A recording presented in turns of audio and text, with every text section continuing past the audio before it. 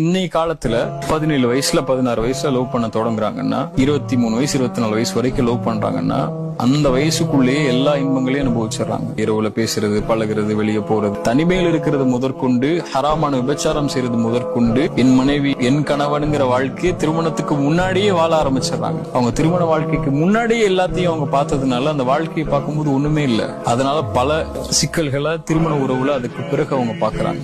இந்த மாதிரி பாவங்கள்ல தன்னுடைய வாழ்க்கையை தொடங்கினவங்களுக்கு மார்க்கம் சொல்லக்கூடிய ஒரே அளவீடு, முதல்ல பாவத்தை விட்டு வெளியே வாங்க, ஹராம விட்டு வெளியே வாங்க. 2 பேரும் நிதானமா யோசிங்க. 2 பேர் இருந்தது ஒரு ரொமான்டிக்கான ஒரு காலம்.